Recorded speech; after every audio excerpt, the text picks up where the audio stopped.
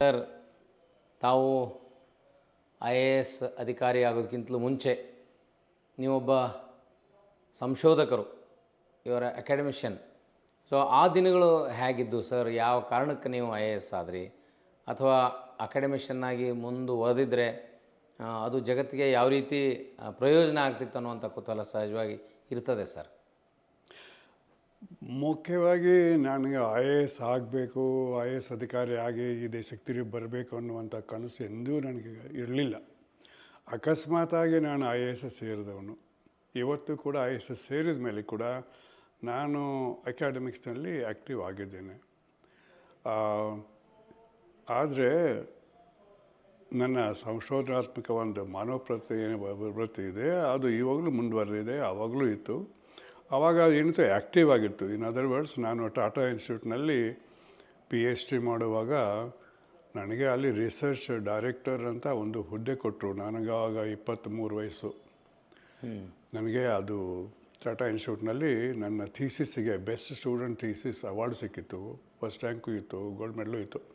ಅದೆಲ್ಲ ಬಿಟ್ಬಿಟ್ಟು ನಾನು ಅಮೇರಿಕಕ್ಕೆ ಹೋದೆ. ಅಲ್ಲಿಂದ ಅಮೇರಿಕದಲ್ಲಿ MS PhD ಮಾಡಿ ಕೊನೆ ಹಂತದಲ್ಲಿದ್ದಾಗ ಒಂದು ಪ್ರಶ್ನೆ ಉದ್ಭವ ಆಯಿತು. ಏನು ಅಂದರೆ, ನಾನು ಅಮೇರಿಕಕ್ಕೆ ಹೋಗಿದ್ದು ಭಾರತ ಸರ್ಕಾರದ ಒಂದು ಡಾಕ್ಟರಲ್ ಸ್ಟಡಿ ಅಬ್ರಾಡ್ ಅನ್ನುವಂಥ ಸ್ಕೀಮ್ನಲ್ಲಿ ಹೋಗಿದ್ದು. ಅದಕ್ಕೆ ಭಾಳ ದೊಡ್ಡ ಸ್ಕಾಲರ್ಶಿಪ್ಪು. ಕೇವಲ ದೇಶದಲ್ಲಿ 30 ಜನರಿಗೆ ಕೊಡ್ತಾರೆ. ನಾನು ಅದರಲ್ಲಿ 4ನೇದವನಾಗಿದ್ದೆ. 4ನೇ ರ್ಯಾಂಕ್ ಇತ್ತು. ಅದಕ್ಕೆ ಅವರು ಯಾವ ದೇಶಕ್ಕೂ ಹೋಗ್ಬೋದು, ಯಾವ ಯೂನಿವರ್ಸಿಟಿಗೆ ಹೋಗ್ಬೋದು, ಆದರೆ ವಿಷಯ ಮಾತ್ರ ಬದಲಿ ಮಾಡಿಕೊಡೋದು. ನನ್ನ ವಿಷಯ ಅಪರಾಧಶಾಸ್ತ್ರ ಮತ್ತು ಮಾನಸಶಾಸ್ತ್ರ. ಅದು ಭಾಳ ಕಡಿಮೆ ಪ್ರಚಾರದಲ್ಲಿದ್ದಂಥ ಸಬ್ಜೆಕ್ಟು. ಅದನ್ನು ಬೆಳೆಸಬೇಕು ಅನ್ನೋ ಉದ್ದೇಶದಿಂದ ಸರ್ಕಾರದವರು ನನಗೆ ಇದನ್ನು ಸ್ಕಾಲರ್ಶಿಪ್ ಕೊಟ್ಟಿದ್ದರು. ಅಫ್ಕೋರ್ಸ್ ರ್ಯಾಂಕ್ ಮೇಲೆ ಕೊಟ್ಟಿದ್ದು, ಜನರಲ್ ಮೆರಿಟ್ ಅದು. ಹೋದಾಗ ನಾನು ಅಲ್ಲಿ ಇದೆಲ್ಲ ಮಾಡಿದೆ. ನಿಮಗೆ ಕಾಣ್ತಿರ್ಬೇಕು, ಬುಕ್ಗಳೆಲ್ಲ ಆಮೇಲೆ ಕ್ರಿಮಿನಾಲಜಿ ಮೇಲೆ ಇರೋದು. ಅದು ಮಾಡಿ ಮುಗಿಸೋ ಕಾಲಕ್ಕೆ ದೇಶಕ್ಕೆ ತಿರುಗಿ ಹೋಗಬೇಕು ಅನ್ನೋಂಥ ಕಂಡೀಷನ್ ಇತ್ತು. ಕನಿಷ್ಠ 5 ವರ್ಷ ಆದರೂ ಭಾರತಕ್ಕೆ ಬರಬೇಕು, ಇಲ್ಲಿ ಕೆಲಸ ಮಾಡಬೇಕು ಅಂತ. ಅದೇ ಕಾಲದಲ್ಲಿ ನನಗೆ ವಿದೇಶದಲ್ಲಿ 2 ಹುದ್ದೆಗಳು ಸಿಕ್ಕಿದ್ದವು.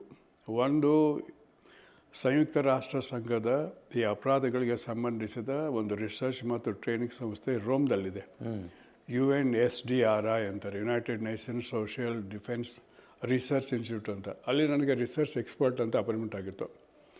ಅದಕ್ಕೆ ಅಡ್ವೈಸರ್ ಪ್ರೊಫೆಸರ್ ಆಗಿದ್ದರು. ಅದು ಭಾಳ ಸುಲಭ ಆಯಿತು ನನಗೆ. ಜೊತೆಗೆ ಅದೇ ಯೂನಿವರ್ಸಿಟಿಯಲ್ಲಿನೇ, ನಾನು ಕಲಿತ ಯೂನಿವರ್ಸಿಟಿಯಲ್ಲಿನೇ ಅಸಿಸ್ಟೆಂಟ್ ಪ್ರೊಫೆಸರ್ ಅಂತ ಕೂಡ ಅದೇ ಅಪಾಯಿಂಟ್ಮೆಂಟ್ ಆಗಿತ್ತು ಕೆಲವು ವರ್ಷ. ಅಷ್ಟಾಗದೆ ನಾನು ಈ IAS ಪಾಸ್ ಆಗಿದೆ, ಅಪಾಯಿಂಟ್ಮೆಂಟ್ ಲೆಟ್ರೂ ಬಂತು.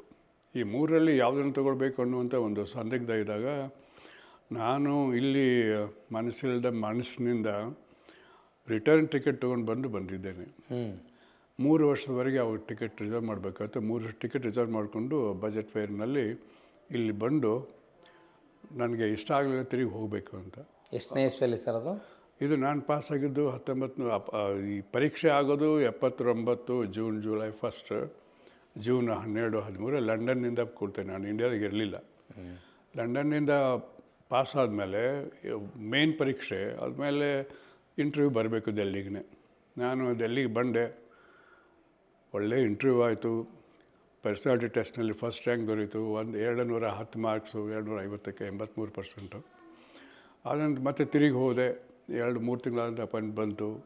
ಆವಾಗ ಈ ಸಂದಿಗ್ಧ ಬಂದಾಗ ಹೋಗಬೇಕು ಹೋಗಬಾರ್ದು ಅಂತ ನನಗೆ ಅನೇಕ ಪ್ರಶ್ನೆಗಳಿದ್ದವು, ಅಂಜಿಕೆಗಳು ಇದ್ದರು. ಈ ದೇಶಕ್ಕೆ ಬರಬೇಕು ಅನ್ನುವಾಗ, ಅದು ಆಡಳಿತ ವಿಷಯಕ್ಕೆ ಬರಬೇಕು ಅನ್ನುವಾಗ ಅದೆಲ್ಲ ಬಂದ್ಬಿಟ್ಟು ತಿರುಗಿ ಬಂದೆ. ಬಂದ ನಂತರ 3 ವರ್ಷ ನಂತರ ರಾಜೀನಾಮೆ ಕೊಟ್ಟಿದ್ದೆ. AC ಅಂತ ನಾನು 2 ವರ್ಷ ಟ್ರೈನಿಂಗ್ ಆಯಿತು. 1 ವರ್ಷ ಅದು AC ಶಿಫ್ಟ್ ಮಾಡಿದಾಗ ಅಲ್ಲಿ ಅನುಭವಗಳು ಭಾಳ ಕೆಟ್ಟದು. ನಾನು ಬೇಡವಾಡ ಇಲ್ಲಿ ಆಗಲ್ಲ ಅಂತ ತಿರುಗಿ ಹೋಗಿ ರಾಜೀನಾಮೆ ಕೊಟ್ಟಿದ್ದೆ. ಕೊಟ್ಬಿಟ್ಟು ನಾನು ಹಳ್ಳಿಗೆ ಹೋಗ್ಬಿಟ್ಟಿದ್ದೆ, ನಮ್ಮ ಊರಿಗೆ. ಅದು ಅಕಸ್ಮಾತಾಗಿ ನಾನು ಕೊಟ್ಟ ಕಾರಣಗಳಿಂದಾಗಿ ಅದು ರಿಜೆಕ್ಟ್ ಆಯಿತು, ಅಕ್ಸೆಪ್ಟ್ ಆಗಲಿಲ್ಲ. ಮತ್ತು ನಾನು ತಿರುಗಿ ಬಂದೆ. ಅವರು DC ಬಳ್ಳಾರಿ ಅಂತ ಹಾಕಿದ್ರು, ಸ್ಪೆಷಲ್ DC ಅಂತ.